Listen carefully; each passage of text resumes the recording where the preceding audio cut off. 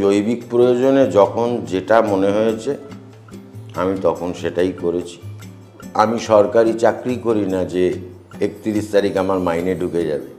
যে মুহূর্তে হালকা ঝড় টড় দিত আমার বাড়ি দুলতো। ক্লাস 8 অবধি আমার বাড়িতে ইলেকট্রিসিটি ছিল না।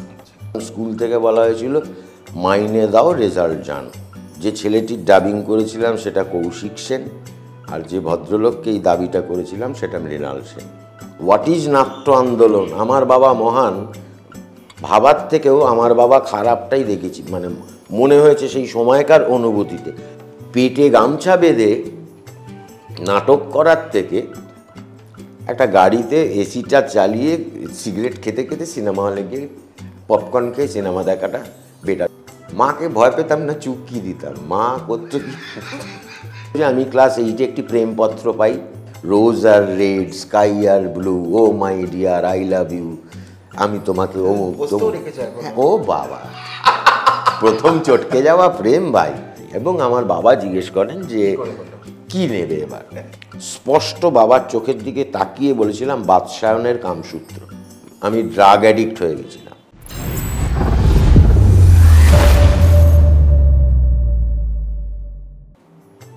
নমস্কার, ইটস মজা বাংলা, আপনাদের সকলকে স্বাগত। আজকে দেখে বুঝতেই পারছেন খোলাখুলি আড্ডায় চলে এসেছি, ইটস মজা খোলাখুলি আড্ডায়। এবং আজকে আমার সাথে আড্ডা দিতে যিনি উপস্থিত তাকে আপনারা মোটামুটি সবাই চেনেন। নাম বলছি দেবপ্রতিম দাশগুপ্ত, তাজুদা। আমরা কিন্তু তাজুদা বলেই ডেকে অভ্যস্ত, সুতরাং কথার মাঝখানে কিন্তু আমি দেবপ্রতিম দা বলছি না, সুতরাং তাজুদা করেই যাচ্ছি। তাজুদা, তোমাকে স্বাগত আমাদের চ্যানেলে, আমাদের অফিসে, আমাদের স্টুডিওতে। আর খোলাখুলি আড্ডা একদম নির্ভেজাল, একদম খোলাখুলি আড্ডা হয়, কোনো এর মধ্যে কোনো ভেজাল নেই আর কি। প্রথমেই বলি যে তুমি ওয়েব সিরিজ লিখছো, তুমি সিরিয়াল লিখছো, তুমি সিনেমা স্ক্রিপ্ট করছো, নিজের ছবি পরিচালনা করেছো এবং টেলিভিশনে দীর্ঘদিন চাকরিও করেছো, নাটকের স্ক্রিপ্ট থেকে শুরু করে সবই করেছো। তো তুমি আজকের দিনে দাঁড়িয়ে নিজেকে কি বলবে? দেবপ্রতিম দাশগুপ্ত একজন স্ক্রিপ্ট রাইটার, একজন ডিরেক্টর, একজন কি বলবো অ্যানালিস্ট বা একজন প্রডিউসার, কি কোন দিকটা, কোনটা বললে তোমাকে লোকে একসাথে চিনবে? একটি মধ্যবিত্ত সংসার চালানো কেরানি। আসলে জৈবিক প্রয়োজনে যখন যেটা মনে হয়েছে আমি তখন সেটাই করেছি। যখন যেটা করতে ইচ্ছে হয়েছে, যখন যেটা করার, কারণ সংসার তো তুই আমি চালাই না ভাই, সংসার চালাই ইএমআই। তো ওই ইএমআই এর চাপে যখন যা যা করার প্রয়োজন হয়েছে, এখন প্রত্যেকটা ক্ষেত্রেই তো পয়সা। আমার একটি পোষ্য আছে, তাকে একজন বিকেলে ঘুরতে নিয়ে যায় 1 ঘন্টা, এবং তার শর্ত হচ্ছে তার মাস মাইনেটা 1 তারিখেই দিতে হবে। এবার আমি সরকারি চাকরি করি না যে 31 তারিখ আমার মাইনে ঢুকে যাবে, ফলে আমাকে 25-26 তারিখ থেকে ভাবতে হয় যে 1 তারিখের মধ্যে ওর স্যালারি কী করে ঢোকাবো। তো ফলে যখন যেটার প্রয়োজন হয়, এখন সিরিয়াল লিখিনি দীর্ঘদিন, কিন্তু অতি সম্প্রতি আমি একটা এ মাস কী করে চলবে, এ মাস কী করে চলবে, তো আমি দেখেছি যে আমার জীবনে ফ্রিল্যান্সার, আমি আজকে প্রায় 20 বছর ফ্রিল্যান্সিং করছি, 20-21 বছর চাকরি ছেড়ে দিয়েছি। তো প্রত্যেকটা মুহূর্তে কেউ না কেউ সান্টা ক্লজ হিসেবে দেখা দেয়। তো বলতে দ্বিধা নেই যে কাজের নাটক করার পাশাপাশি যখন কাজের পরিধিটা একটু কম, এখন কাজের চাপ কম, কাজের অফার কম, মতো সময় ইএমআই এর কারণে এক ভদ্রলোককে ফোন করে বলি যে দাদা কাজের দরকার আছে। বললো খুব বিপদে ফেললি, কাজের তো আমারও দরকার আছে। আমি বললাম হয়ে গেল। তো যাকে পরের দিনই ভদ্রলোক বললেন যে শোন, তোর কাছে একটা ফোন আসবে, একটা গান লিখে দিতে হবে। তো সঙ্গে সঙ্গে ফোনটা এলো যে 22শে জানুয়ারি থেকে 26শে জানুয়ারি স্পেশাল অফার, যা কিনবেন রিবেটে পাওয়া যাবে। অমুক তমুক, ওই যে এখন হয় না প্রমোশনাল বাজারগুলো, ক্যাম্পেইন যেরকম হয়। হ্যাঁ তার গান, সেই গানটা লিখে দিতে হবে, 1.5 মিনিটের গান, এবং একটা লামসাম অ্যামাউন্ট দেবে তারা গানটা লেখার জন্য। তো গোটা কাজটা ওই সান্টা ক্লজ হিসেবে দেখা দিলেন খরাজ মুখোপাধ্যায়, খরাজদা। তিনি সুর করলেন, গাইলেন, গানটা লিখে দিলাম আমি, আমার ইএমআই হয়ে গেল। একটু পুরনো কথায় যাই, যে তোমার ছোটবেলা, তোমরা 2 ভাই, 1 বোন।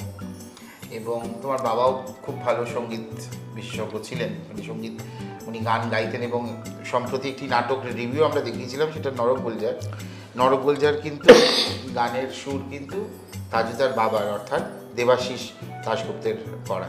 এবং ওই নাটকের সাথে উনি ছিলেন। এইবার যে নতুনভাবে যেটা বিপ্লব বন্দ্যোপাধ্যায় পরিচালনায় যেটা হলো সুন্দরমের প্রযোজনায়, এবং সেই নাটকেও কিন্তু তাজুদা অভিনয় করেছে, আপনারা দেখেছেন। তো সেটা বলছে তোমার ছোটবেলাটা মানে কি করে, মানে ছোটবেলাটা কি করতে, মানে তখন তো কখনো ভাবোনি যে এই ধরনের কাজ করবে, বা না না ভাবিনি না। তোমার স্কুলিং কোথায় ছিল? স্কুলিং পাড়ার একটা স্কুল, এবং আমার বাড়িটা অতি সম্প্রতি কলকাতা শহরটা হেলাবাড়ির শহর হয়েছে, কিন্তু আমার বাড়িটা ছিল দোলাবাড়ির শহর। যে মুহূর্তে হালকা ঝড় টড় দিত আমার বাড়ি দুলত, এরকম একটা ভেঙে পড়া বাড়িতে আমি থাকতাম। এবং বর্ষাকালে ন্যাড়া ছাদ ছিল, জল পড়লে ছাদে জল জমে যেত, ফলে বৃষ্টি শেষ হয়ে গেলেও ছাদের জল যতদিন না শুকোতো ততদিন ঘরে জল পড়তো। আমার পাঠ্য বই খাতা বহুবার ভিজে গেছে, বহুবার হয়েছে পরীক্ষার আগে হঠাৎ বৃষ্টিতে সব ভেসে যাওয়ায় সেই নোটস খাতাটাই ভিজে গেছে। ফলে এরকম একটা পরিস্থিতিতে বড় হওয়া। এখন বাড়িতে 24-এ গরমকালে, 26-এ শীতকালে ওই এসির একটা শব্দ আছে, ওই শব্দটা কানে না এলে ঘুম হয় না, মানছি। কিন্তু ক্লাস 8 অবধি আমার বাড়িতে ইলেকট্রিসিটি ছিল। তো এমতো অবস্থায় আমি যে স্কুলটায় পড়তাম, আমাদের 3 টাকা মাইনে ছিল। আমার মনে আছে আমার স্কুলে ক্লাস 8-এ 36 টাকা মাইনে বাকি পড়ে গেছিল। ফলে ওই 36 টাকা 1 বছরের মাইনে বাকি, এবং একটা স্টুডেন্টের কাছে চাপের হচ্ছে যারা ভীষণ ভালো স্টুডেন্ট, ভীষণ মেরিটোরিয়াস, যে যা লিখবো সোনা বেরোবে, এরম কপাল নিয়ে তো খুব কম লোকই জন্মায়। এবং প্রত্যেক বিষয়ে পারদর্শী, চিরকাল আমার অঙ্ক নিয়ে একটা বুক ঢিপ ছিলই। তো আমি ক্লাস 8-এ ফেল করেছি না পাশ করেছি এটাও জানার উপায় ছিল না, কারণ স্কুল থেকে বলা হয়েছিল মাইনে দাও, রেজাল্ট জানো। মানে পরীক্ষাটা দিতে দিয়েছিল, রেজাল্ট দিচ্ছিল না। মানে ফলে আমি একটা স্টুডেন্টের টেনশন, সে পাশ করেছে না ফেল করেছে, জানতে পারছি। ভীষণ কঠিন পরিস্থিতি। এবং বাবাকে দোষারোপ করতে পারছি না, বাবা অসহায়, কাজ নেই, থিয়েটারে শো নেই, ইত্যাদি নেই। সেই সময় আমার কাছে একটা অফার আসে যে একজন অভিনেতা, সে ডাবিং করতে পারছে না, তার স্কুলে পরীক্ষা থাকায়, তার ডাবিংটা আমায় করে দিতে হবে, বদলে আমি কি নেব, কি টাকা নেব। আমি চোখ বন্ধ করে বলি 36 টাকা। তখন কিছু বলেনি যে হঠাৎ, মানে হঠাৎ 36 কেন? তো আমি বলি আমার স্কুলের মাইনেটা দিতে হবে। যে ছেলেটির ডাবিং করেছিলাম সেটা কৌশিক সেন, আর যে ভদ্রলোককে এই দাবিটা করেছিলাম সেটা মৃণাল সেন। এদিকে অন্য ভ্রমণের জন্য না, এটা সম্ভবত একদিন প্রতিদিন। আচ্ছা, তারপর এটা তো তোমার ছোটবেলার কথা বললে, যে না, এই পরিবেশে থাকার সময় দেখেছি যে অভাব দিয়ে, ভাতের সাথে হয়তো অভাব মেখে খেয়েছি, ডাল তরকারি ছিল না, কিন্তু সেই সময় পাশের ঘরে রাজরক্তর রিহার্সাল হচ্ছে, নাটকের গান হচ্ছে। আমার বাড়িতে রেডিও নেই, কিন্তু পাশের বাড়িতে 7টা 40-এ আকাশবাণীতে রবীন্দ্রসঙ্গীত হতো। চলছে, প্রবল ডিপ্রেশন, কেউ টাকা দিচ্ছে না, বাবার মন খারাপ, বাবা হারমোনিয়ামটা বার করে বললেন এসো গান শিখি। মানে এইটা থাকতে থাকতে যেটা হয় সেটা হচ্ছে যে একটা পরিবেশ পরিমণ্ডল তৈরি হয়ে যায়। অভাব ছিল, এটা ছিল না ওটা ছিল না, কিন্তু সমস্ত রচনাবলী ছিল, সমস্ত সাহিত্য সংখ্যা আসতো, ফলে ওইগুলো কিভাবে যেন টেনে নিয়ে যাচ্ছিলই, পরিমণ্ডল টেনে নিয়ে যাচ্ছিলই। এবং তখন ল্যাজ হয়ে বাবার সঙ্গী হয়ে একাডেমিতে, মানে একাডেমির দারোয়ান থেকে শুরু করে আশার থেকে শুরু করে সকলে জানতো এই গেঁড়া লোকটা, ছেলে বাচ্চাটা ঢুকবেই। মানে প্রচুর থিয়েটার দেখে ফেলেছি। এবার আমাদের এলাকায় যখন নাটক হতো, যখন বলতাম বাবা সবাই বলছে পাঠ করতে, বলে দুটো একসাথে হয়, তুমি পরিষ্কার জলটাও খাবে আর এখানে নাটকের নামে হ্যাঁ একসাথে করা যাবে, দুটো একসাথে করা যাবে। এটাও ঠিক যে একসাথে মাল্টিপল টাস্ক হলে নিজেরাও ঘেটে যায়, সেই কারণে হয়তো বড়রা শাসন করতেন বা বোঝাতেন যে একসাথে দুটো কাজ হবে না, একটা করতে হবে। এবার সাংসারিক প্রয়োজনেই তখন যেটা হয় সেটা হচ্ছে যে রেডিওতে প্রচুর নাটক হতো, বোরোলিনের সংসার, এটা ওটা, শনিবারের বারবেলা, এইগুলোতে আমরা গলা বেচতে যেতাম। মানে ঘুম থেকে উঠে আমার ঠিকানা ছিল বাস ধরে পৌঁছে যাওয়া 2x2 হ্যারিংটন স্ট্রিট, শ্রাবন্তী মজুমদারের স্টুডিও। সেখানে গিয়ে ওই নাটক পাঠ দেখা যাচ্ছে আমি, কৌশিক সেন, চিন্ময় রায়, শাওলি মিত্র, এই চারজন কমন ফ্যাক্টর দাঁড়িয়ে। তাদের মধ্যে সব থেকে কনিষ্ঠ না, আমি কৌশিক সমবয়সী। আচ্ছা।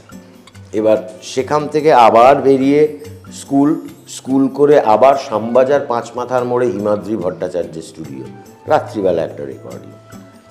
তখন কি যাতায়াত কি একাই করতে? মোস্ট অফ দ্য টাইম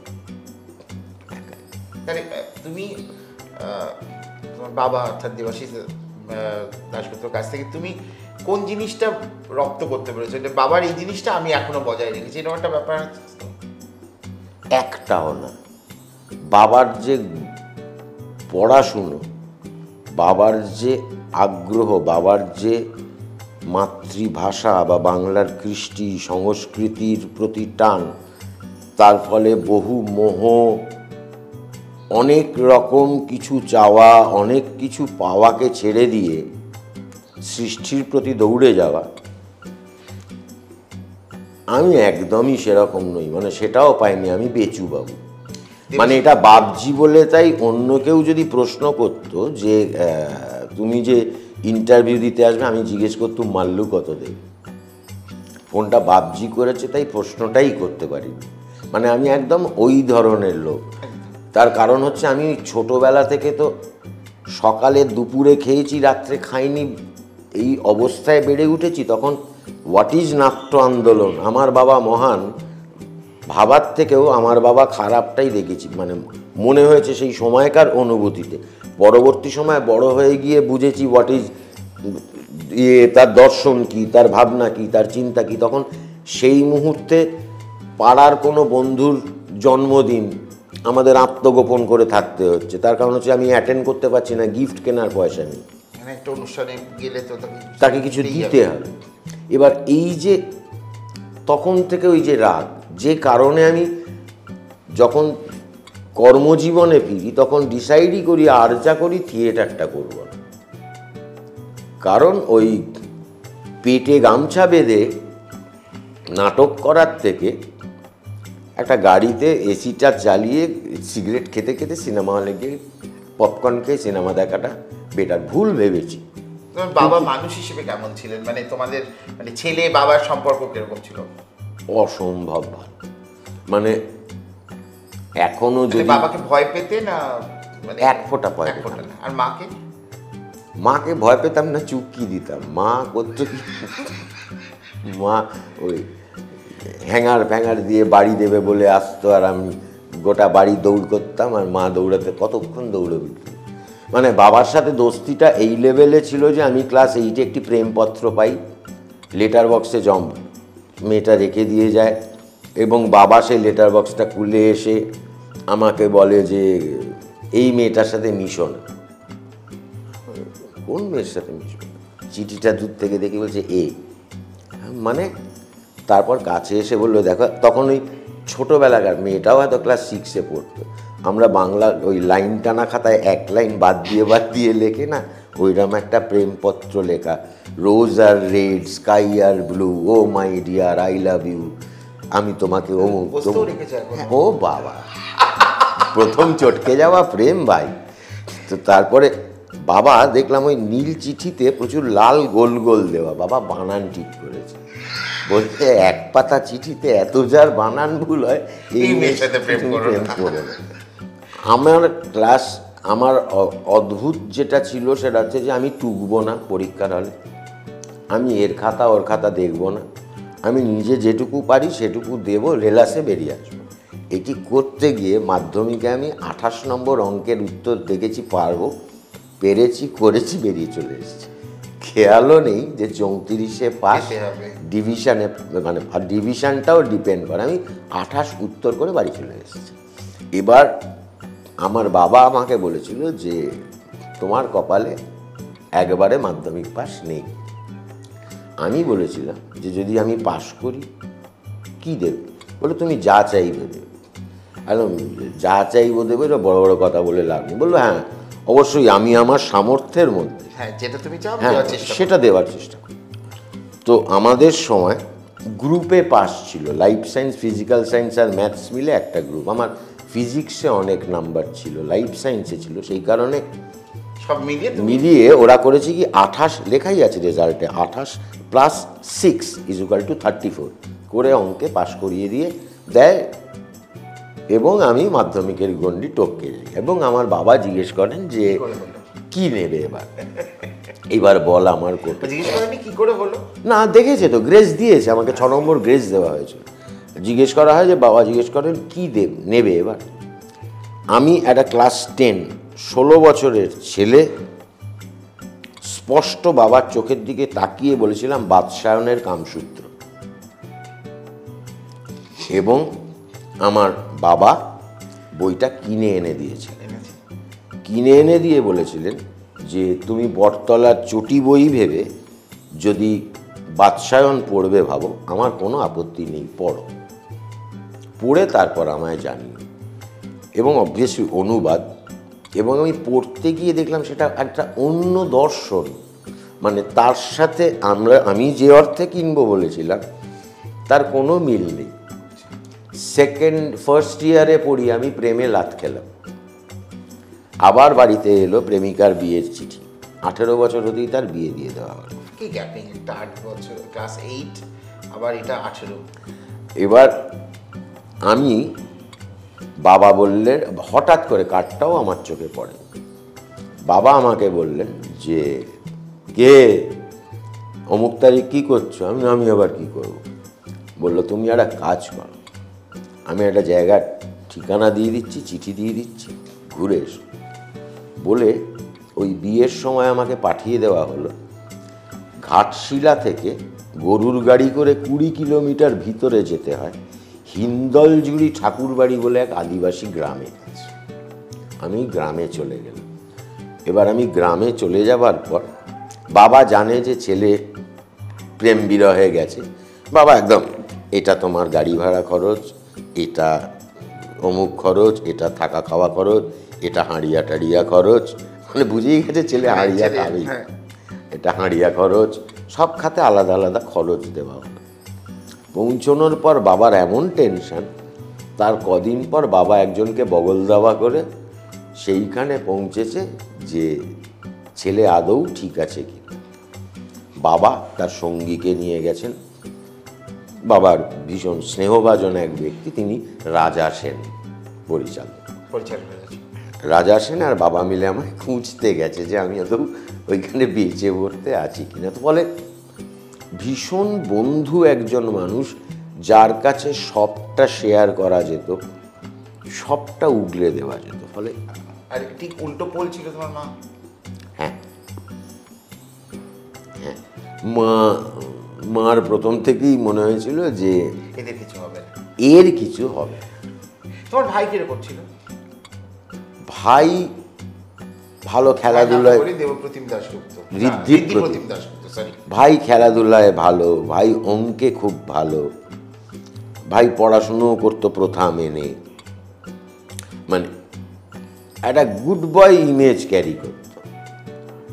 হ্যাঁ, কিন্তু উষা উত্তুপের কপালে ক, ওর কপালে যে খ লেখা আছে সেইটা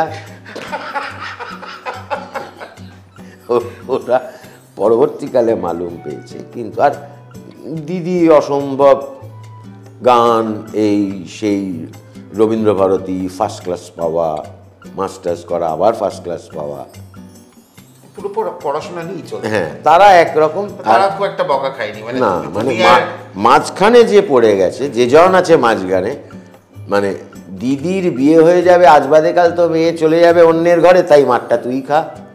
আর ছোট ভাইয়ের ক্ষেত্রে হচ্ছে, আহা বাচ্চাটা তো ছোট, তাই তুই খা। মাঝখানে পড়ে আমি সব কটা ঝাড় আমি একা খেয়েছি। এই তো তোমার স্কুল লাইফের কথা বললে, তারপর কলেজ, হা হা হা, পুরোনো ব্যথা ছেড়লাম না, কলেজে এমন একটা দশা ছিল, কলেজে গিয়ে আমি ভর্তি হলাম, আমাদের সময় 11-12 থেকেই কলেজ ছিল। আমি আশুতোষ কলেজে ভর্তি হই এবং আশুতোষ কলেজে ভোটে জিতে আমি প্রথমে অ্যাসিস্ট্যান্ট কালচারাল সেক্রেটারি, তারপর আশুতোষ কলেজের কালচারাল সেক্রেটারি, তারপরে SFI, সেখান থেকে রাজনৈতিক ছায়া ইত্যাদি প্রভৃতি। রাজনীতিক ছায়ার ক্ষেত্রে বলি, তুমি কি একদম ফোর ফ্রন্টে রাজনীতি করেছো? হ্যাঁ, করেছো। হ্যাঁ, এবং এই করতে গিয়ে যেটা হলো, ক্লাসের পাশের ছেলেটি বান্ধবী নিয়ে সিনেমা দেখতে চলে যাচ্ছে, আমায় সব বন্ধুরা অফার করছে যাবি, আমার যাওয়ার উপায় নেই। কেন না, আমাকে ক্লাসের একজন সমাজ বদলের নেতা বান্ধবী নিয়ে সিনেমা যাচ্ছে, বন্ধু এটা করা যাবে না বলে ওখানেও আমার গোড়া মারা গেছে। তবে কলেজে কি নিয়ে পড়াশোনা করলে? বাংলা। বাংলা, তারপর পোস্ট গ্রাজুয়েশন বাংলা। তারপর এই মিডিয়াতে আসলে কি করে, মানে তার আগে কি, মানে তখনই লিখতে স্ক্রিপ্টগুলো? তখন একদমই লিখতাম না। তাহলে তুমি মিডিয়াতে পা রাখলে কি করে? তোমাকে আমি চিনি 2000 সাল থেকে। আমার তার আগে আমি ড্রাগ অ্যাডিক্ট হয়ে গেছিলাম। ড্রাগ অ্যাডিকশানের কারণে আমি সেন্সিবল হয়ে কি করে এটা হলো? ওসবের কোনো কিছু জিনিস সেন্সেবল লোকেদেরই হয়। এবং মাদক থেকে মরফিন ইনজেক্ট করতে করতে, যে সারা শরীরে দাগ, এরকম করতে করতে করতে করতে আমি গৃহহীন, বাড়ি ফিরতে পারি না, আমার জেলও হয়, পুলিশও তুলে নেয় ইত্যাদি প্রভৃতি প্রচুর কারণে আমি 9 বছর কলকাতার রাস্তায় রাস্তায় ঘুরি, 8-9 বছর, 91-92 সাল থেকে 99 সাল অবধি। তারপর 99 সালে আমার এমন একটা অবস্থা দাঁড়ালো যে শরীরে যেখানে ইঞ্জেকশন পুশ করতে যাচ্ছি শরীরটা পচে যাচ্ছে, থসথস করছে। তখন আমি একটা রিহ্যাব সেন্টারে যাই, 6 ডিসেম্বর সেখান থেকে ক্লিন সার্টিফিকেট নিয়ে বেরোই। এবং বাবা মার আশীর্বাদ যে সেই 1999 সালের 6 ডিসেম্বরের পর থেকে আজকের 2025-এর জানুয়ারি অবধি, এখন অবধি আমাকে আর মদ গাঁজা ভাঙ এ ধরনের কোনো নেশা করতে হয়নি। এটা কখনো ইচ্ছে করেনি? না, মানে দেখছো হয়তো সামনে কেউ, সামনে তো হচ্ছে। আমি যে মিডিয়াতে কাজ করি সেখানে মদ না খাওয়া বা গ্লাসটা হাতে না নেওয়াটা আনস্মার্ট হওয়া, মানে হ্যাঁ, এটা তুমি খাও না, মদ খায় না, কোনো ক্লাসেই পড়ে না, এটা একটা ব্যাপার। মানে একটা ঘরে বসে আছেন শান্তনু মৈত্র, তালাত আজিজ, সুভাষ গোয়েল, এরা সবাই, এবং সেখানে ভিনটেজ মদ দেওয়া হচ্ছে, তুমি না বলছো, মানে তুমি তাদের অপমান করছো, তাদের না বলছো। মানে আমি সেখান থেকেও, তখন সারেগামা শুরু হয়েছে, শোভেন সুর ডিরেক্ট করছে, আমি সেই সময় প্রথম সারেগামার সময়, তো আমি সেখানেও না বলেছি। তো সেটায় অসুবিধে হয়নি, কিন্তু আমার যতদূর মনে পড়ছে প্রথমবারের খুব সম্ভবত চ্যাম্পিয়ন হয়েছিল সুজয় ভৌমিক হয়েছিল ও বোধহয় প্রথম সারেগামা, যেটা বাবুল অ্যাঙ্কারিং করেছিল। না না না, এটা অ্যাঙ্কারিং করেছিল ওই অসমের দেবজিৎ। ও মানে এই লটের বলছো? এইবার। এই লটের মানে সেকেন্ড লটের একদম শুরুরটা না, যেটা 2002 সালে শুরু হয়েছিল যেটা। এবার এখানে তারপর যেটা হলো যে ফেরত এলাম যখন, তখন তো আমার পায়ের তলায় মাটি নেই, লোকে শূন্য থেকে শুরু করে, আমি মাইনাস। কারণ লোকে শম্ভু মিত্রের সাথে থিয়েটার, মৃণাল সেনের সিনেমা, এটা ওটা সব ভুলে গেছে, সকলের কাছেই পরিচয় তো পাতাখর। এবং সত্যি তো আমি তাই, আমি তো সেই সাক্ষ্যটাই বহন করেছি। ফলে বিশ্বাস করবে কে আমি এটা করতে পারি বা আমি এটা করতে চাই? আমি নিজেকেই বিশ্বাস করতে পারছি না। তো এই মতো অবস্থায় আমাকে আকাশ বাংলায় প্রোডাকশনের কাজ দেওয়া হয়। কে ডাকলো আকাশ থেকে? কৃষ্ণপ্রিয় দাশগুপ্ত ডাকা হলো যে, উনিও দাশগুপ্ত কোনো সম্পর্ক না, প্রচুর সিভি জমা পড়েছিল, আমায় ডাকা হয়েছিল। তো তারপর একটা প্রজেক্ট হওয়ার কথা ছিল থিয়েটার নিয়ে, সেটা পিছিয়ে যায়। এই মধ্যবর্তী সময় কি করব, আমার কাজের ব্যস্ততায় আমাকে বললো তুই প্রোডাকশন অ্যাসিস্ট্যান্ট হয়ে যা। এরপর যেটা হয় সেটা হচ্ছে যে আমি মানি হ্যান্ডলিং শিখি। আচ্ছা, প্রোডাকশন থেকে টাকা দেওয়া হতো যে বাবজি 5টার সময় সন্দেশ আর চা খাবে, ও অমুক সময় এগুলো খাবে, এই চা, ওকে চা দেবে, ওকে কফি দেবে, এই লোক আছে। আমি লোকে কে কখন চা খাবে, কে কখন জল খাবে, কে কখন সন্দেশ খাবে, এই দিয়ে শুরু করি, এই দিয়ে কাজ শুরু হয়। এবং এই কাজ শুরু কাজে ভুল হতো? হ্যাঁ, কাজে ভুল? না, কাজে ভুল হয়। এই করতে গিয়ে একবার 12 মাসে 13 পার্বণ বলে একটা প্রজেক্ট হতো। সেই প্রজেক্টের ডিরেক্টর ক্যানিং পৌঁছে গেলেন, ক্যানিং থেকে আরও ভেতরে শ্মশানকালী শ্যুট করতে।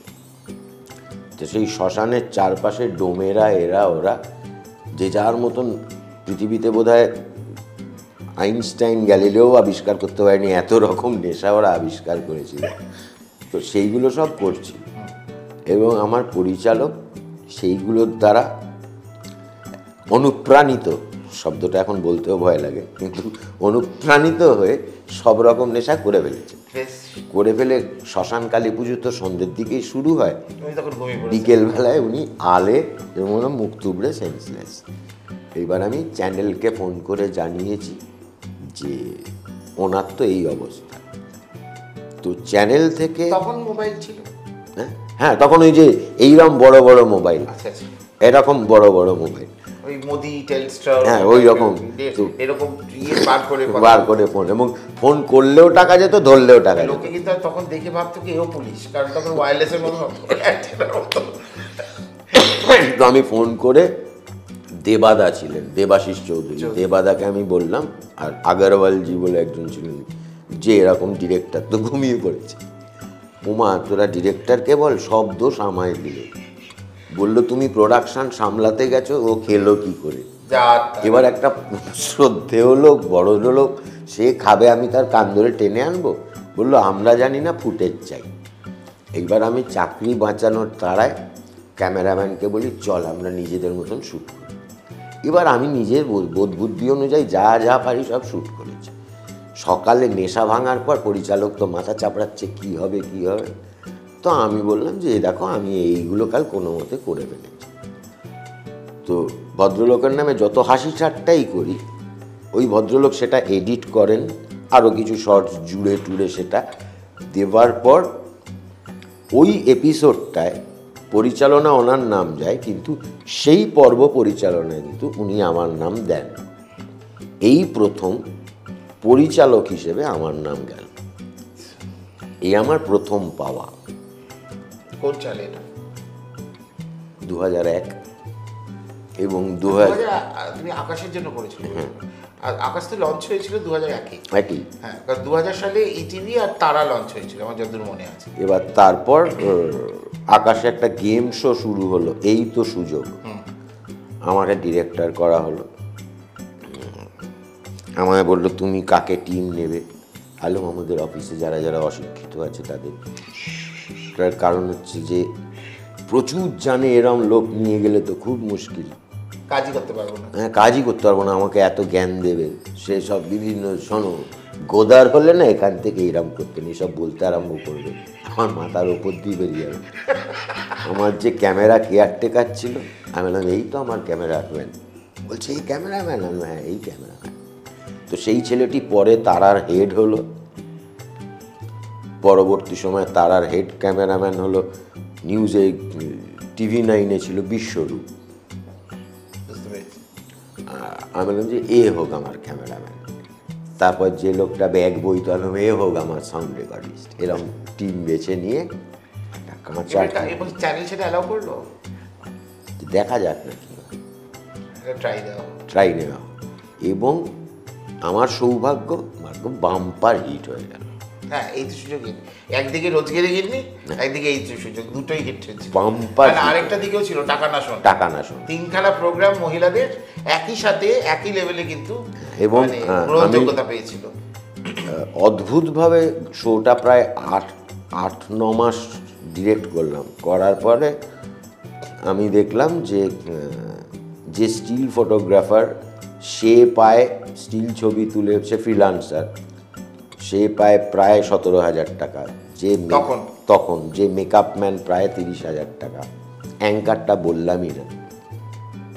কিন্তু যে লোকটা স্ক্রিপ্ট করছে, ডিরেক্ট করছে, শুটিংয়ের পরে এসে এডিটে বসছে, সব করছে, তার মাইনে 3,345 টাকা।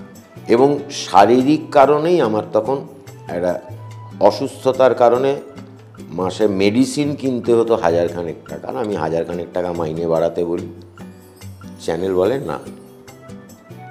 আমি তখন খুব ছোটবেলায় গীতার একটা বাণী ছিল, সেই বাণী অনুযায়ী রইল ঝোলা চললো বোলা বাণীটা উচ্চারণ করে চাকরিটা ছাড়লাম। ছেড়ে এলাম তারা বাংলায়। তারা বাংলাতেও তখন চাঁদের হাট, সাহানা ডাহানা সবাই সেখানে, কৌস্তুভী, সাহানা। সেখানে এলাম, মাইনে যথারীতি 1,000 টাকার ওপরে বাড়লো। 1 বছর ছিলাম, তারপর দেখলাম যে তারায় কাজ হচ্ছে না, বসিয়ে মাইনে দিচ্ছে। মানে সেই সময় প্রজেক্ট নেই, কাজ হচ্ছে, মাইনে পাচ্ছে। তো আমি তখন চ্যানেল কর্তৃপক্ষকে বললাম যে কি হয় কাজ দিন, নাহলে শুধু শুধু মাইনে দেবেন কেন? যে তাহলে আবার ওই একই মন্ত্র।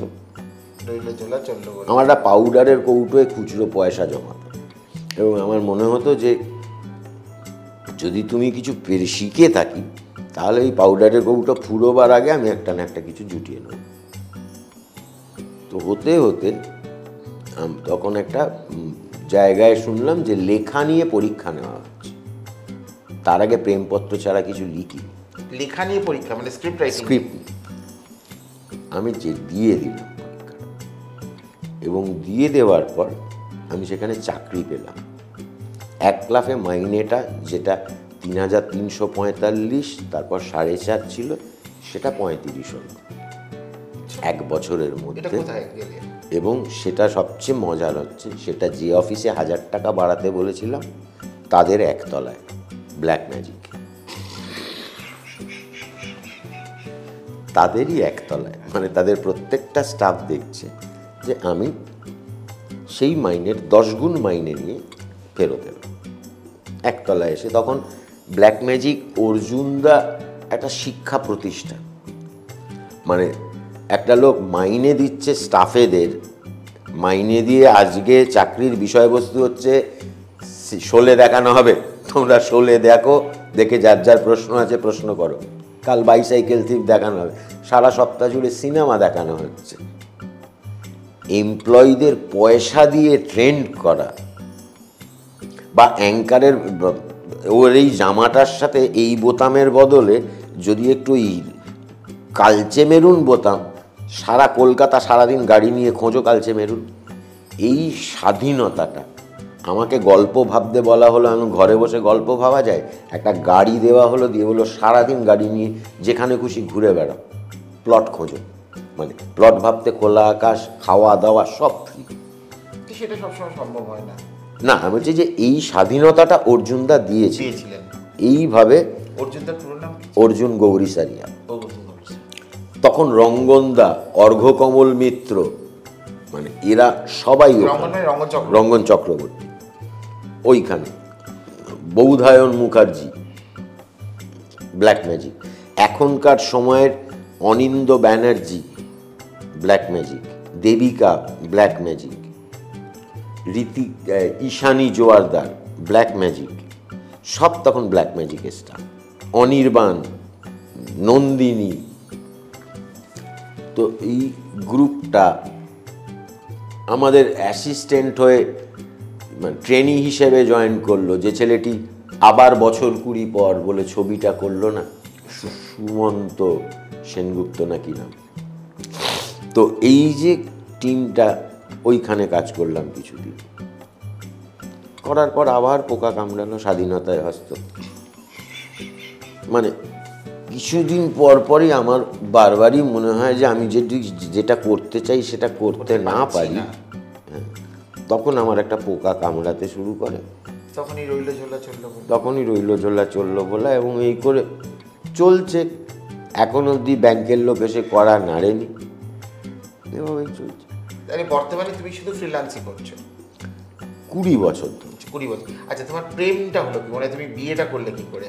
সেটাও কি মানে এই ফিল্ডেরই প্রফেশনের কাউকে করলে?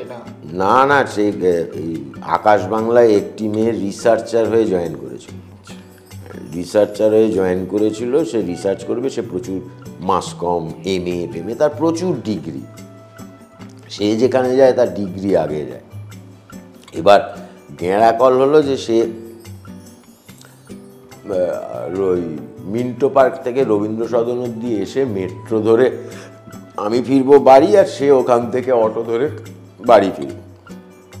এই যাত্রাপথটুকু আমাদের আলোচনা, যেটুকু আড্ডা হতো। এই আড্ডা হতে হতে একদিন বলেছি যে রবীন্দ্র সদনে এসে বলেছি পরের স্টপেজ থেকে উঠি। হাতে তখনও বোধহয় সিগারেট ছিল। ওই যেতে যেতে রবীন্দ্র সদন আর এক্সাইড মোড়ের মাঝখানেরা জগদ্ধাত্রীর মন্দির আছে। তো মেয়েটি ঈশ্বর বিশ্বাসী, খুব ঠাকুর প্রণাম করছিল, আর আমি জগদ্ধাত্রীর দিকে তাকিয়ে বলছিলাম, দেখো তো জগদ্ধাত্রী, বাড়িতে তো একটাও কথা বলার লোক পাওয়া যায় না, এই মেয়েটাকে যদি বিয়ে করে ফেলা যায়। এবার এটা বলে ফেলেছে। না, প্রবলেমটা হচ্ছে তখন সদ্য ড্রাগ ছেড়ে জয়েন করেছি একটা কাজে, তো না, আমার বাড়ির লোকও বিশ্বাস করতে পারছে না এই ছেলেটি ড্রাগ ছেড়ে থাকতে পারবে। পাড়ার বন্ধু বান্ধব মিশছে না। মানে অফিসের বাইরে বাড়ি ফিরে এসে আমার কথা বলার মানুষ নেই, বাড়িতে ফোন নেই, মোবাইল ফোনে ঘন্টার পর ঘন্টা কারোর সাথে গল্প করবো, কারণ মোবাইলে আউট গোয়িং ইনকামিং সবে দুটোতেই পয়সা কাছে, ওই লেভেলের পয়সা নেই। আমার একটা কথা বলার মানুষ দরকার। তো আমি ওই মেয়েটিকে একদিন বলেই ফেললাম যে আমি তোকে বিয়ে করব। বলে, তুমি আমার বাবাকে চেনো? বাবাকে জানো? এবার বাবাকে চলে গেছে। তো হ্যাঁ, আমাকে বাবা দেখিয়ে কি হবে? আমি নিচে একটা বাবারে বাবা, ওরে বাবা, আমারে বাবা দেখিয়ে কি? আমি সোজা বাবার কাছেই গেলাম, গিয়ে বললাম যে দেখুন, আমার ভাল লাগে, মনে হয়েছে বিয়ে করা দরকার, এই আপনাকে আমি জানালাম। কি বললেন? তোমার তাকিয়ে থাকলেন। কি জানি, মেয়েটির বাবা এবং মায়ের কোথাও গিয়ে মনে হয়েছিল যে না, লোকটা ঠিকঠাক, আর এই 3,345 টাকা শেষ কথাটা, এর খিদে আছে, মানে কিছু করার। তো ভদ্রলোক, ভদ্রমহিলাকে ধন্যবাদ, তারা রাজি হয়ে গেলেন, এবং জোনা কয়েক লোকের উপস্থিতিতে আমার বিয়েটাও হয়ে গেল। টপর করে সেজে গেছিলেন? হ্যাঁ, সে তো মনে হচ্ছে হ্যাঙ্গারের গায়ে জামা কাপড় টাঙানো হয়েছে। গরমকালে বিয়ে, তসরের পাঞ্জাবি, অগাস্ট মাস, খানিক বাদে ঘেমে তসরের পাঞ্জাবি তো শরীর আঁকড়ে মনে হচ্ছে একটা হ্যাঙ্গার চলেছে এদিক ওদিক। সেসব তো হলো, তো সেটাও তো প্রায় 2001, আর আজকে প্রায় 25 বছর হয়ে চলল। এখন তোমার সন্তান? আমার একটি মেয়ে, এবং তারপর মিডিয়ার সাথে আর সম্পর্ক নেই। রুমা SSC দিয়ে একটা স্কুলে আজকে প্রায় 20 বছর চাকরি, 16। তখনকার SSC আর এখনকার SSC পারা গেছে। হ্যাঁ, সেইবার মানে 18 বছর আগে স্কুলের চাকরি নেন, ইংরেজি বিষয়। আমি সেদিনকে একটা সোশ্যাল মিডিয়াতেই পড়ছিলাম যে একটি সম্বন্ধ দেখতে এসছে, ছেলেটি কী করে না স্কুল টিচার। তো মেয়ের বাবা জিজ্ঞেস করছে কোন আমলে চাকরি পেয়েছো, এই সরকার না আগের সরকার? বলছে না আগের সরকার চলে গেছে, এই সরকার। বলে তাহলে তোমার চাকরিটা খতিয়ে দেখতে হবে। খুব মজা করে সার্কাস্টিক্যালি লিখেছে আর কি। হ্যাঁ, না মানে আমার ইয়েটা ওই সরকারের আমলে, কিন্তু তবে সেটাও টিকে আছে। মা আছেন বাড়িতে, বয়স হয়েছে, বয়সের ভারে নুব্জ, কিন্তু গেঁড়াকলটা হয়েছে যে মা তো মানে আজীবন আমাদের সংসারে রাহুল দ্রাবিড়ের মতন ব্যাট করে গেছে। যখনই বিভিন্ন সময় ও চালিয়ে খেলে পাটাং পাটাং আউট হয়েছে, একদিকে উইকেটটা কিন্তু মাই ধরেছিল। এবার এই আমাদেরও তো বয়স হচ্ছে, এই মাকে ধীরে ধীরে নুব্জপ্রায় ভুলে যাওয়া, এই সমস্তগুলোর মধ্যে দিয়ে, এই পর্যায়গুলোর মধ্যে দিয়ে যেতে দেখাটা ভেরি পেনফুল,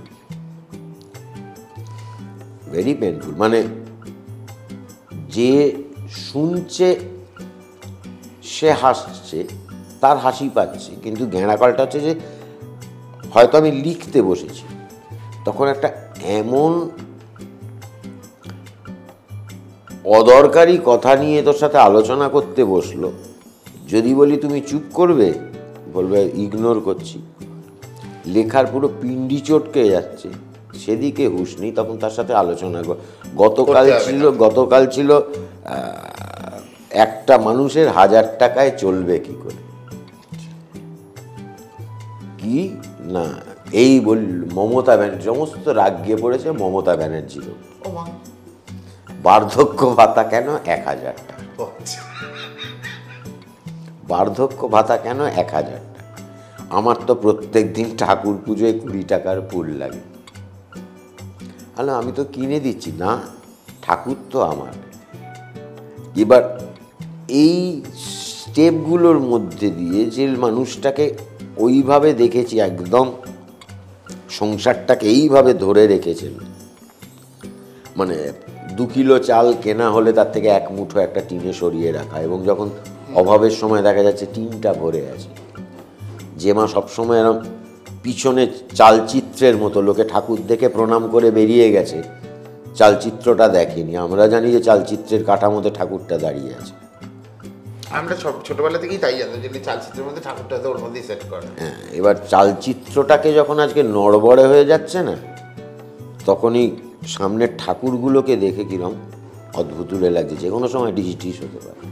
তাহলে এখন বর্তমানে যেটা তুমি বললে যে প্রতিদিন ঠাকুরের জন্য 20 টাকা করে ফুল লাগে, তাই জন্য তার রাগ হচ্ছে। এটা এখন যে পরিস্থিতিতে আমাদের মিডিয়া ইন্ডাস্ট্রি চলছে, তুমি মিডিয়ার সাথে যুক্ত, মিডিয়ার দীর্ঘদিন ধরে কাজ করছো, রিসেন্টলি তুমি একটা ছবিও করলে, আবার আসিব ফিরে, ঠিক আছে? এরকম ছবি করার ভবিষ্যতে পরিকল্পনা আছে কেন? অন্তত এই মুহূর্তটা খুব একটা ইন্ডাস্ট্রি, বিনোদন জগতের পক্ষে সুখকর নয়। সিনেমার সংখ্যা, মুক্তিপ্রাপ্ত সিনেমার সংখ্যা কমে গেছে, রেজিস্টার্ড ইম্পাতে কমে গেছে, সিরিয়ালের সংখ্যা কমছে। সেরকম একটা জায়গায় দাঁড়িয়ে আমার তো টাকা নেই, আমি তোর টাকা নিয়ে সিনেমা করব। এবার তুই নিশ্চয়ই কালো সাদা করবে বলে কেউ আসে না, কেউ যদি সৎভাবে একটা ছবি করবে বলেও আসে, কিছু তো ফেরত পাবে, পাওয়ার আশায় আসে। এই ফেরত পাওয়াটা এতটাই অনিশ্চিত, এতটাই অনিশ্চিত যে মানে একটা বহুরূপী হিট, একটা টেক্কা হিট, কি একটা অমুক হিট বলে লেলা করে সবাই যেটার ঘটি বাটি বেচে দেবে, এরম পরিস্থিতি এখনো আসেনি। এখনো না, এবং এটা কিন্তু পোস্ট করোনা থেকে এখনো সেটাই চলছে, কিন্তু চলছে। এবং আমি পোস্ট করোনা, তারপর 2024 এলো আরজি কর, এবার পোস্ট আরজি কর, একটার পর একটা চলছে। ফলে একটা বহুরূপী দিয়ে ফিল্ম ইন্ডাস্ট্রিকে বেঁধে লাভ নেই, বা একটা অনুরাগের ছোঁয়া আজ আমাদের 800 পর্ব ভেবে সিরিয়ালের বরাত খুলে গেছে ভেবে লাভ নেই। সামগ্রিকভাবেই অবস্থা দ্রুত পরিবর্তনশীল। যারা যারা রিস্ক নিত, আগে চ্যানেল কি করতো যে না এতগুলো এপিসোড দেখি তারপরে আর একটু চেষ্টা করে দেখি, এটা অন্তত 6 মাস 8 মাসের পদ্ধতি ছিল। ক্ষেত্রে বলছো না, ফিকশনেও হতো, অন্তত 1 বছর চলতোই কাছাকাছি। এখন 2 মাস 3 মাস 1.5 মাস বন্ধ করে দিচ্ছে হঠাৎ করে বন্ধ। তো এটা তো তোরই কল্পনা প্রসূত সন্তান, মানে এমন তো নয় যে বাবজি বা তাজু একটা প্রজেক্ট নিয়ে গেল, চ্যানেল অ্যাপ্রুভ করে দিল, সেটা নিয়ে তারাও একটা রিসার্চ করেছে যে এটা নিয়ে করা যায় কি করা যায় না। তাহলে কি হলো? তোমার কি মনে হয় যে আজকের বাজারে দাঁড়িয়ে যে কটা ওয়েব সিরিজ তৈরি হচ্ছে এগুলো কি খুব ভালো মার্কেট করতে পারছে বলে তোমার মনে হয়? না, একমাত্র হইচইয়ের নিজের কিছু দর্শক আছে, এর বাইরে বাকিদের মুষ্টিমেয় কিছু দর্শক আছে। এগুলো নিয়ে খুব বেশি মানে হ্যাঁ, ওয়েব সিরিজ মানে মানুষ সিনেমা হলে যাওয়ার চেয়ে ওয়েব সিরিজ দেখে বেশি, এখন দেখছে। অনেক সাহসী বিষয়, অনেক না বলতে পারা কথা আমায় সেন্সর বোর্ডের সামনে যেতে হচ্ছে না বলে আমি করে ফেলতে পারছি। না, এটা তো ঠিক যে দেখো যে তোমার সিনেমাতে যেরকম একটা সেন্সরশিপ আছে, টেলিভিশনের ক্ষেত্রেও একটা বাঁধন আছে, ওয়েব সিরিজের কিন্তু কোনো বাঁধন নেই। তুমি আনলিমিটেড গালাগালি দিতে পারো, তুমি ওপেনলি স্মোকিং দেখাতে পারো, ওপেনলি ড্রিঙ্কিং দেখাতে পারো। ওখানে যে তোমাকে স্ট্যাটিউটরি ওয়ার্নিংটা দিতে হবে, আচ্ছা আচ্ছা আচ্ছা, দিতে হয়, এখন দিচ্ছে। মাঝখানে প্রথম দিকে তো দিচ্ছিলই না, দিচ্ছিল না। এবং মানে আমি রিসেন্টলি একটা দেখলাম, ওটাতেও দেখলাম যে এত পরিমাণ গালাগালি, মানে তুমি একজনের সাথে বসে কিন্তু দেখা। তখন আমাকে একজন বললো ওয়েব সিরিজ তৈরি হয় হচ্ছে 1:1 জন্য। আমি যে কথাটা তো খুব একটা ভুল বলছি, পারিবারিক নয় তো না। এবং তুমি একসাথে যে একটা টিভিতে কানেক্ট করে যে তুমি দেখবে, কেন দেখবি? তুই একা সাবস্ক্রাইবার নিয়েছিস তো পরিবারের নয়, একা নিজে 5 জনের নিলে তো 5টা সাবস্ক্রাইবার গেল। অনেক সময় কি হয় যে ওই ছোট স্ক্রিনে দেখার থেকে একটু বড় স্ক্রিনে দেখতে দেখতে ভিজুয়ালাইজেশনটা দেখতে মানুষ যত দিন যাচ্ছে না সেলফ সেন্ট্রিক হয়ে যাচ্ছে, বলছি আত্মকেন্দ্রিক হচ্ছে। আর মানুষ চিরকালই একটু হিংস্র, একটু পারভার্ট, একটু বহুগামী,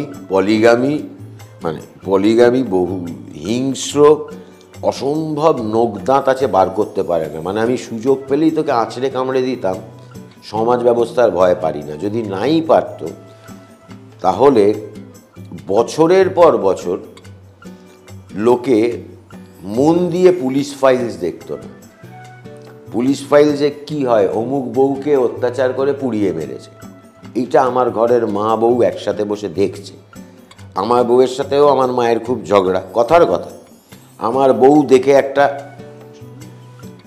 নিজেকে আত্মপক্ষ সমর্থনে বলে হ্যাঁ আমার শাশুড়িটাও খারাপ, কথাটা বেরিয়ে যাচ্ছিল, আমার শাশুড়িটাও খারাপ, কিন্তু আর যাই হোক আমাকে তো চচ্চাপড় মারে না, পুড়িয়ে অন্তত মারে না। আর আমার মা ভাবছে যে ইস, আমার যদি আইন থাকতো, আমি যদি পারতুম এরম চটটা কষাতে। যদি এতই মনে হয় যে এটা হিংস্র, এটা ভালো না, তাহলে প্রতিদিন কেন দেখছি? তো বছরের পর বছর দেখছি কেন? একটা লোকের 3টে বিয়ে 4টে বিয়ে, গোগ্রাসে গিলছি, এবং দ্বিতীয় তৃতীয় বউগুলোকেও আমার চোখে লাগছে। মনে মনে আমারও 2-3টে বিয়ে করার বাসনা ছিল, লোক লজ্জার ভয়, কেলাইয়ের ভয়। মানুষ মনে মনে বহুগামী, মনে মনে হিংস্র, ওই জন্য বই প্রকাশটা। এবং ওই কারণেই ওয়েব সিরিজ বল বা এই যে এখন লোভ লালসা কোথায় নিয়ে গিয়ে ফেলেছে ইনস্টাগ্রাম রিলগুলোতে।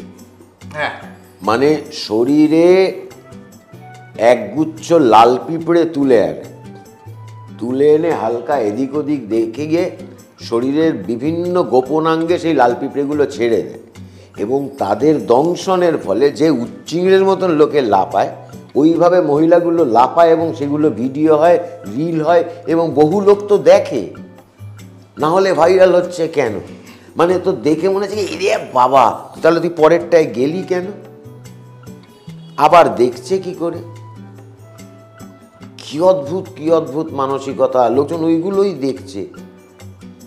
লোকে দেখে তো আমরা প্রত্যেকে পারবার, মুখের সামনে সকলেই তোমারই ইচ্ছা মই তারা তুমি, তোমার কর্ম তুমি করো মা বলে মায়ের নামে দোষ দিচ্ছি, সব কর্ম করি আমি।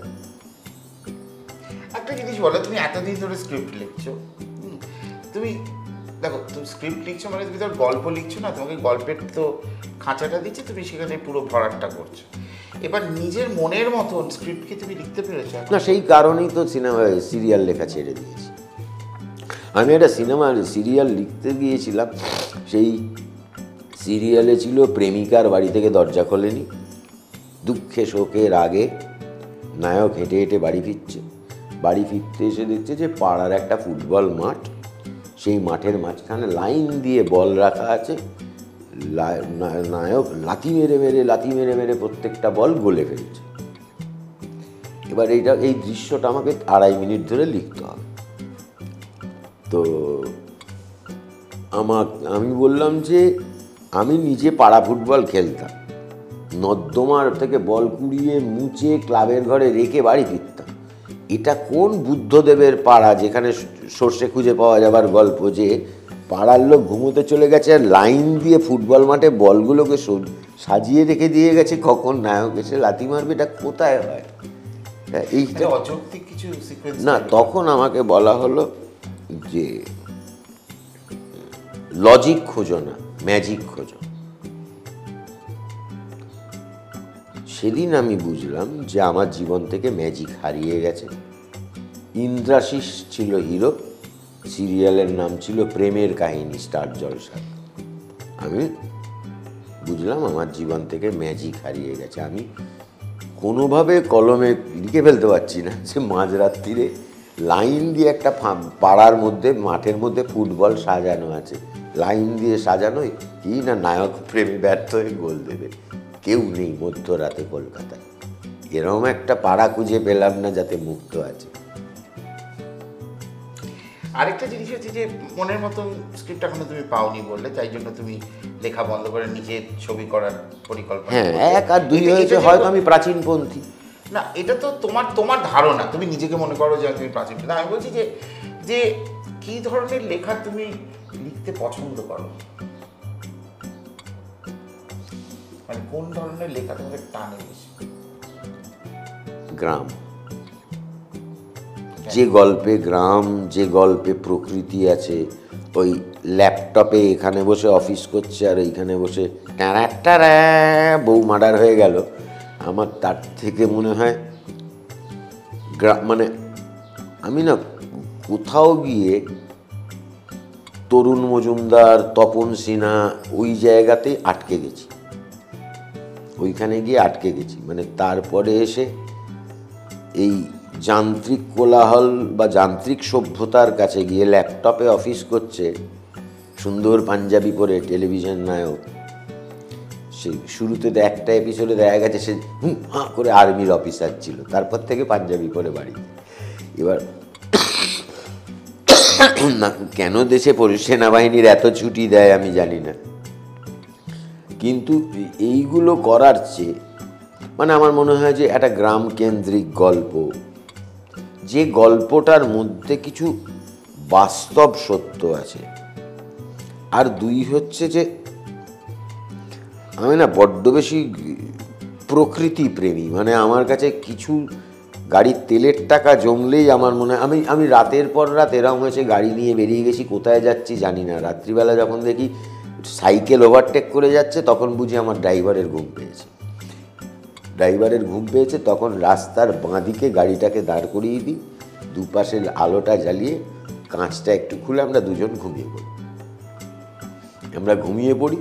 ঘন্টা 2-3 অ্যালার্ম দেওয়ার পর দিয়ে ঘুম ভাঙে, আবার এগিয়ে যাই, কোথাও একটা খাই দেয়, আবার ফেরত চলে আসি। সেদিন বোধহয় 70 টাকার তড়কা রুটি খেতে আমার 1700 টাকার তেল পুড়েছে। ইচ্ছে হয়েছে অনেকক্ষণ বসে আছি, বাড়িতে ডিনার করতে যাবো, সন্ধ্যেবেলা ডেকে বম্বে রোড ধরে সোজা দৌড় মেরেছি। এই যে তুমি বললে যে ছবি করেছো, এখন আর করতে চাও না, একটু আগেই বললে, তো সেখানে তোমার কেন মনে হচ্ছে যে তুমি ছবি করবে না? কি এটা কি আমাদের ইন্ডাস্ট্রির কোনো সমস্যার জন্য, না তোমার নিজের ভালো লাগছে না, নাকি তুমি ঠিকঠাক স্ক্রিপ্ট করতে পারছো না, নাকি তুমি কোনো ঠিকঠাক গল্প পাও? কি করবে? গল্প, স্ক্রিপ্ট দুটোই ক্ষেত্র প্রস্তুত, প্রযোজক নেই, এবং আমি চাইও না। এখন যেভাবে একটার পর একটা ছবি মুখ থুবড়ে পড়ছে, সেখানে এসে এই মুহূর্তে কেউ অতগুলো টাকা লগ্নি করুক, সে আমার পিছনে আমার পেছনে লগ্নি, মানে আমার নাম নিয়ে লগ্নি করে লাভ নেই। আমি ততটা বিক্রয়যোগ্য নই। তার থেকে আরও কিছু টাকা জোগাড় করে কৌশিকদা, সৃজিৎ, শিবু এদের পিছনে লগ্নি করুক, যাদের নামে অন্তত 2-5টা দর্শক ঢোকে। কারণ এতই আনপ্রেডিক্টেবল একটা জায়গা হয়ে দাঁড়িয়েছে, এবং ইন্ডাস্ট্রিটা ছোট হতে হতে হতে হতে হতে এমন একটা বাজারটা এত ছোট হয়ে দাঁড়িয়েছে, সেখানে বহুরূপীটা উদাহরণ আর নয়, বহুরূপীটা ব্যতিক্রম, বহুরূপী ব্যতিক্রম। এবার মানে সিনেমা চালানোর জন্য কি কি না করেছি। সিনেমা চালানোর জন্য মদন মিত্রকে কাস্ট করেছি, মদন মিত্র অভিনয় করছে। মদনদা অভিনয় করলে সেটা, হ্যাঁ, মানে যদি 4টে লোক আসে, মদনদা অভিনয় করছে। এই সেদিন দেখলাম সিনে বাপ অভিনয় করছে। হ্যাঁ হ্যাঁ, আসছে একটা ছবি, সিনে বাপ বলে কে একজন ইউটিউবার আছেন, তিনি অভিনেতা হলে অন্য দুটো পরোটা তাকে নিয়ে মাতামাতি, মানে এইটা যখন মাতামাতির সময়, এই মাতামাতির সময়টা না, ওই সুনামির সময় চলো একটু মাছ ধরে আসি করার না করাই উচিত। তার থেকে সুনামি থামুক, শান্ত হোক, ততদিন তখন বেঁচে থাকলে হবে। কারণ ওই একটা গল্প হলেও সত্যি, বা একটা পলাতক, একটা গণদেবতা বানাবার পর, বানাতে পারার পর যদি কেউ ওই 42 তলা বাড়ির উপর থেকে 1 লাথি মেরে ফেলে দেয় আমাকে, আমার তাতেও জীবনের প্রতি কোনো আক্ষেপ থাকবে না। একটা জিনিস হচ্ছে, বলো যে আজকাল যে ট্রেন্ডটা চলছে, দেখছো কারোরই কোনো লামসাম হিটস নেই, মানে কোনো হিরো বা হিরোইনের মানে অনেকগুলো হিট নেই, দেখবি 1-2 হিট, আবার একজন চলে এলো, এরকম কারোর কিন্তু মানে না, কই চলে আসাটা বাংলায় নেই। বাংলায় কই দেবজিৎ, তারপর তারপর সোহম, বনি, বিক্রম, আর হচ্ছে তোমার আর কে আছে? শাশ্বত তো মেইন স্ট্রিম বলা যাবে না, ও তো কই তারপর মানে শাশ্বত তো দেবেদের থেকে, মানে ওই মানে এই প্রজন্মের মানে নতুন হিরো, রোম্যান্টিক হিরো সেই রকম নয় বিক্রম। আর উঠে এলো কই? একমাত্র দেব, যার ধারাবাহিকতা আছে হিটের ক্ষেত্রে অন্তত। জিতে তাই কোথায় জিতের সবকটা হিট হয়, হিট হচ্ছে না। হিরোইনদের মধ্যে কাজের কথা বলবে তুমি? সব কটা খুব ভালো, সব কটা। মানে ওই তো আমি, লোকে আজকে বহুরূপী বলছে, আমি তো আবার প্রলয়তে কৌশানীর অভিনয় দেখে ছিটকে গেছিলাম, ওয়েব সিরিজটা রাজের। আবার প্রলয়তে মানে ঋত্বিক, শাশ্বত ইত্যাদি প্রভৃতি ছাড়া মানে দিয়েও মানে বারংবার চোখ টেনেছে কৌশানী খুব ভালো। তোমার নিজের এত বছর ধরে তুমি স্ক্রিপ্ট লিখছো, তুমি নাটক অভিনয় করছো, এখনো করছো তুমি নাটক অভিনয়, কিন্তু তোমার প্রিয় অভিনেত্রী সারা ভারতবর্ষে না সারা বাংলায়? তোমার পছন্দ চয়েস, তুমি কার ফ্যান, এরকম একটা ব্যাপার যদি কেউ জিজ্ঞেস করে। অমিতাভ বচ্চন, স্মিতা পাতিল। এটা তো টলিউডে, মানে বলিউডে হলো। আর টলিউডে শাশ্বত আর অনন্যা চ্যাটার্জি। আচ্ছা, দুটো এরকম মানে আনকমন চয়েস একটা দিয়েছো, মানে সবাই বলে উত্তম সুচিত্রা। এই একটা কমন ফ্যাক্টর আমি পাই যাকে জিজ্ঞেস করি। প্রিয় গায়ক, প্রিয় গায়িকাকে? প্রিয় গায়ক কিশোর কুমার, প্রিয় গায়িকা আশা ভোসলে। অল টাইম ফেভারিট আশা ভোসলে আমার অল টাইম ফেভারিট। যাক, আরেকটা জিনিস বলো, যে ফিকশন না নন ফিকশন কোনটাতে লিখতে বেশি আনন্দ পাও? Non fiction. কেন? অল্প কাজ, টাকা বেশি।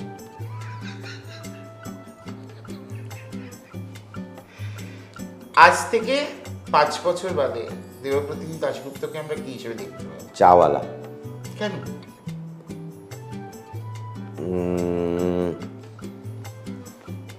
যদি আমার ইএমআই টিএমআইগুলো মিটে যায়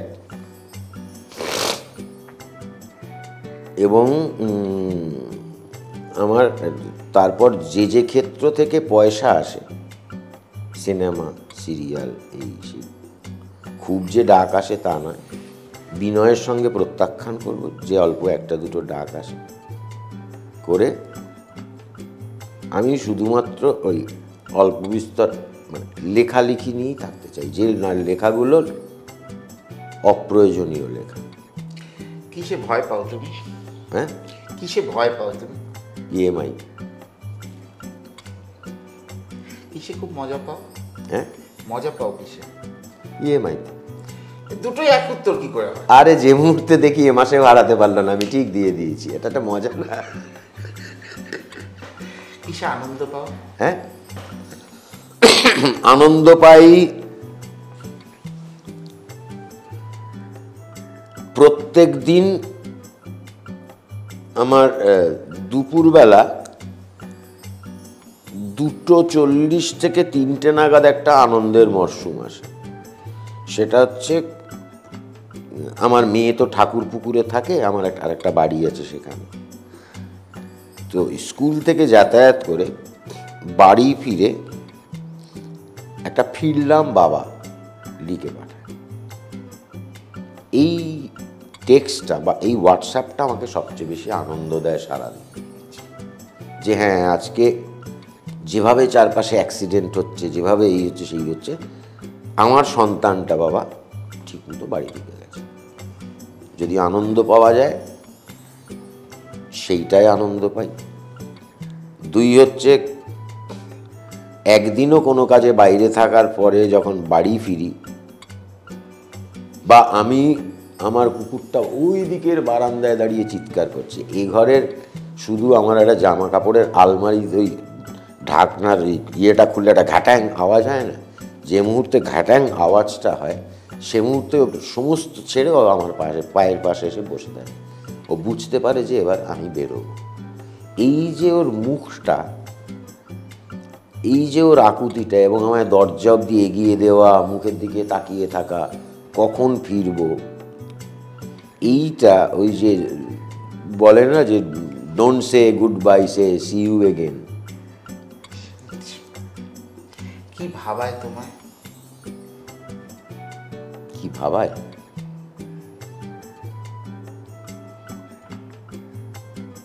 অবক্ষয়। কিসে দুঃখ পাও? অবক্ষয়। দুঃখ পাই এই কারণে যে আমাদের প্রত্যেকের, জানি না বিদেশ বিভুঁইয়ে কি হয়, এটা আমি একা নই, হয়তো তুই নিজেকে প্রশ্ন করে দেখবি, বা তুই আমাদের যারা ক্যামেরার পেছনে আছে, যে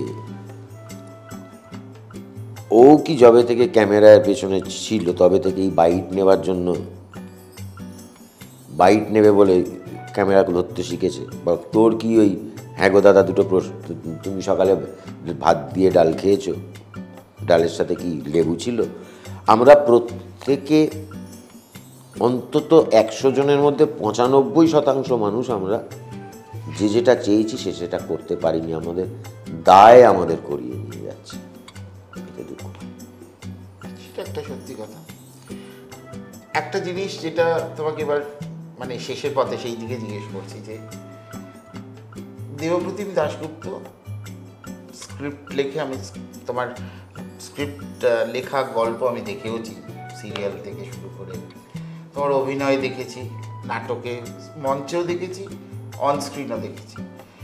তুমি শ্রীময়ীতে অনেকগুলো এপিসোডে ছিলে, তুমি দেখেছি। তারপর চলচ্চিত্রেও তোমাকে দেখা গেছে। তো কোনটাতে অভিনয় করতে পেরে এই তিনটে মাধ্যম তোমার কোনটাতে বেশি ভালো লাগে? মানে টেলিভিশন, মঞ্চ, সেলুলার?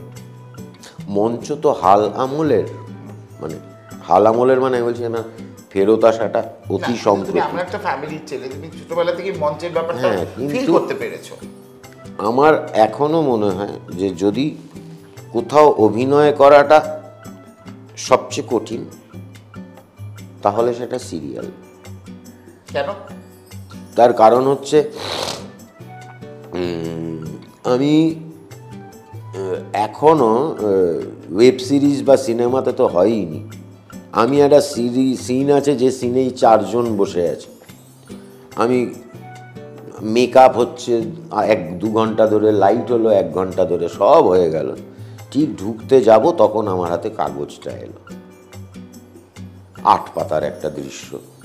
এটা কেউ 10 মিনিট আগেও দেয়নি, এবং পড়ে দেখলাম 8 পাতার মধ্যে হয়তো 5.5 পাতা আমার। তারপর পৌঁছে গিয়ে শুনলাম যে উল্টো দিকে বাবজির আজকে ডেট নেই, এইটাকে ব্ল্যাঙ্ক লুক দিতে হবে।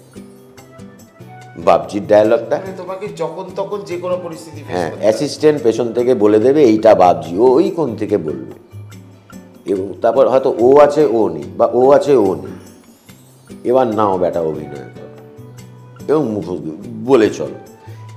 এরপরে যেটা হয় সেটা হচ্ছে যে ডিরেক্টররা কি হলো, একটা লম্বা ইমোশনাল সিন, প্রথম 2 লাইনটা মাস্টার করলো, করে হঠাৎ বললো দাদা 3 নম্বর পাতার এই 2 লাইন বলুন মাস্টারটা, দাদা এই 4 নম্বর পাতার এই 2 লাইন বলুন মাস্টারটা।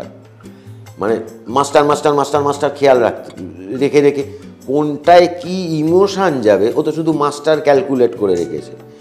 সিরিয়ালে অভিনয় করাটা যদি সত্যি মন দিয়ে করা যায়, ওর থেকে ভালো প্র্যাকটিস আর কোথাও নেই। ওই যে হাতে কাগজ নিয়ে ঢোকার মধ্যেই যে ফ্রেমিংটা মাথার মধ্যে করে নেওয়া, যে গোটা সিনটা এইভাবে ডেলিভার করব, তাহলেই মাস্টারটা কি বলবো আমি, এটা কিভাবে বলবো, সেটা মাথার মধ্যে বসিয়ে নেওয়া। পাশাপাশি ওখানে দেখেছি রীতাদি চলে গেছেন, রীতা কয়রাল, শঙ্কর দা, এদের দেখেছি একটা শঙ্খ চক্রবর্তী, এরকম একটা স্ক্রিপ্ট, না রীতাদি চলে গেলেন, রীতা কয়রাল, শঙ্কর চক্রবর্তী একটা স্ক্রিপ্ট দিলাম, এরা দেওয়ার পর আমি দেখলো, দেখে চলো আমি রেডি, মুখস্থ বিদ্যাটা খুব ভালো ছিল।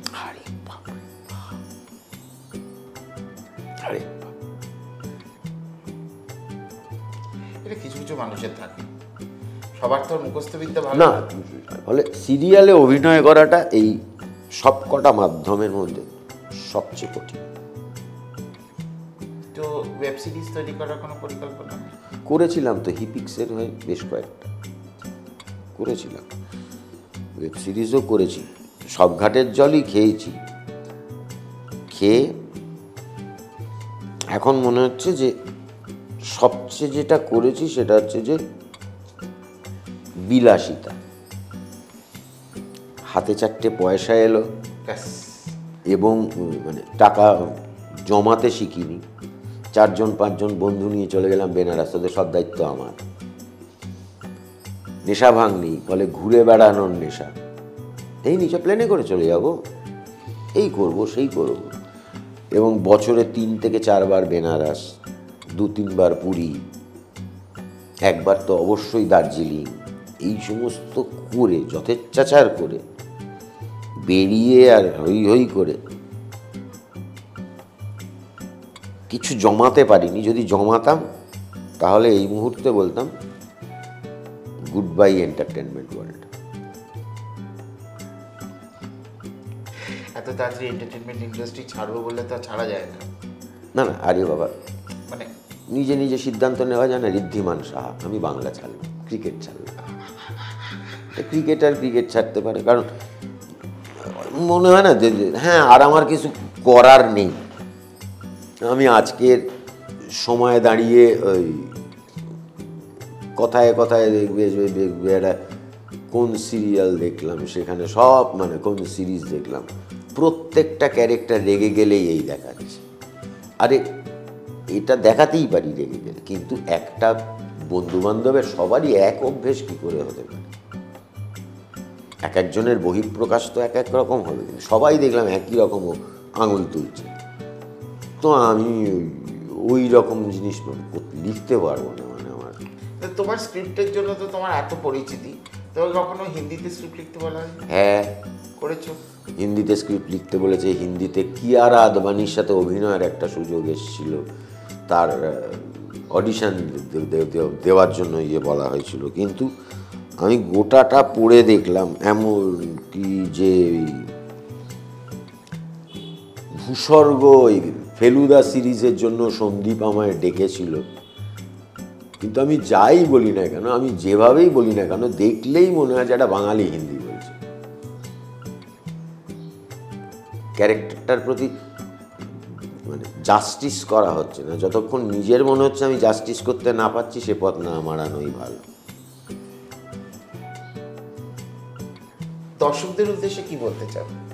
এই যে এতক্ষণ ধরে তুমি এত রকম কথা বললে, হ্যাঁ, তো না, আমি আপনাদের একটাই কথা বলি, সেটা হচ্ছে যে আমি 50 অর্ধ, তো ফলে এবং সময়টা এখনকার সময়ে দেখে তো দেখতেই পাচ্ছেন যে ভয়াবহ। মানে নানা কারণে রাজনৈতিক, অর্থনৈতিক, সামাজিক চারপাশ থেকেই প্রবল চাপে, বাংলা বলে না সারা পৃথিবীটাই। তো ফলে আমরা যারা অনেকটা দেখে ফেলেছি তাদের কাছে সময়টা ডিপ্রেশনের, মন খারাপের, কিন্তু আপনাদের কাছে না। এখনও অনেক কিছু আছে। এখনও হয়তো আমরা কি ছোটোবেলায় জানতাম যে ইউটিউব রোজগারের একটা মাধ্যম, ইনস্টাগ্রাম, ফেসবুক রোজগারের একটা মাধ্যম, বা এখান থেকে কিছু ক্রিয়েট করা যায়। দেখুন, কোনো জিনিসই টেকে না, ভুলভাল জিনিস কিন্তু টেকে না, কার্ল জিনিসই টেকে, কালজয়ী জিনিসই টেকে। ফলে এই আজকে যারা উদ্দাম নৃত্য করে 4টে পয়সা কামাচ্ছে ওই রিল বানিয়ে, তাদের একদিন থামতেই হবে। কিন্তু ক্রিয়েটিভিটির শেষ নেই। আপনি যে ক্রিয়েটার, সে এমন কিছু ক্রিয়েট করবে যেটা ঠিক কালজয়ী হবে। ফলে যাদের মধ্যে সেই খিদেটা আছে, সেই ইচ্ছেটা আছে, তারা জিতবেই। সবাই আমার মতন, মানে আমি যদিও মোহনবাগান, সবাই ইস্টবেঙ্গল নাও হতে পারে, 11 নম্বরে নাই থাকতে পারে। শেষ দুটো প্রশ্ন করবো। এখন যে তোমার জীবনে একটা গুরুত্বপূর্ণ ঘটনা যেটাতে খুব আনন্দ পেয়েছো?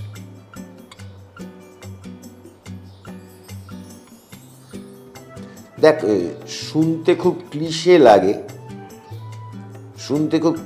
লাগে, কিন্তু সবাই তাই বলে, আমিও তাই বলি। সেটা হচ্ছে যেদিন আমার ডাক্তার কাকু এসে আমাকে এলিট নার্সিংহোমের গেটে আমায় বলেছিলেন, তাজু তোর মেয়ে হয়েছে। এটা আনন্দের ঘটনা। আর কোন দুঃখের ঘটনা? দুঃখের ঘটনা হচ্ছে শিশুমঙ্গল হসপিটাল থেকে বাড়ি এসে পৌঁছেছি, আমার মামা আমার দিকে তাকিয়ে জিজ্ঞেস করলেন, হ্যাঁ রে, বডি কখন ছাড়বে?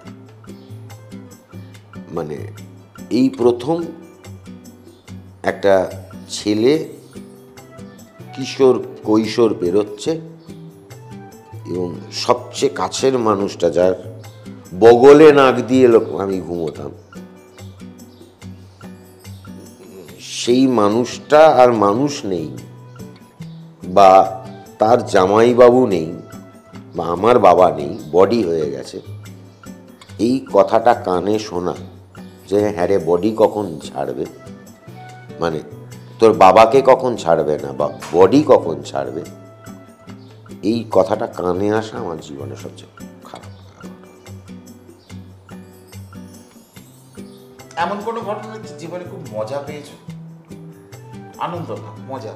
আরে, আমি যে কটা পরীক্ষা দিয়েছি, কি আশ্চর্যজনকভাবে পাশ করে গেছি, এটা তো মজার ঘটনা নয়। মাধ্যমিক, উচ্চ মাধ্যমিক থেকে শ্বশুরমশাইয়ের পরীক্ষা পর্যন্ত সব কটা পরীক্ষায় আমি পাশ করেছি। আমার মতন একটা লোক এই পরীক্ষাগুলোয় পাশ করেছে, মজার আর কি হতে পারে? ঠিক আছে না, মজার হয়েছে, একটা মজার ঘটনা আছে, সেটা হচ্ছে যে মেয়ে আমাকে একদিন বলেছিল যে বাবা,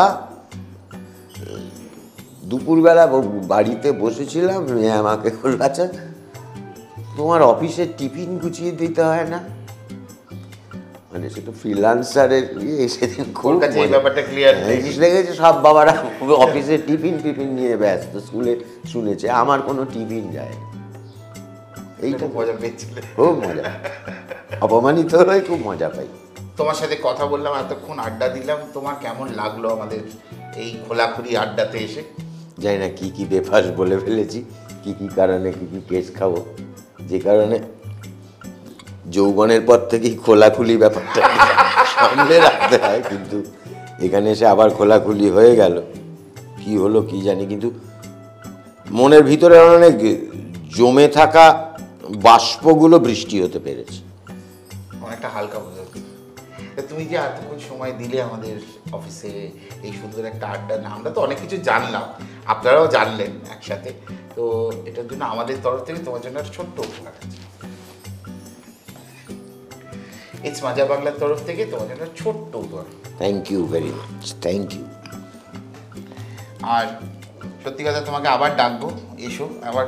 যদি মনে হয় যে তোমার খোলাখুলি আড্ডার বা এই ধরনের কিছু তোমার বক্তব্য যদি মনে হয় যে না দর্শকদের সাথে এগুলো শেয়ার করা যায়, তাহলে তুমি আবার নিয়ে আসবো। আপনাদের কেমন লাগলো সেটা আপনারাও জানাবেন।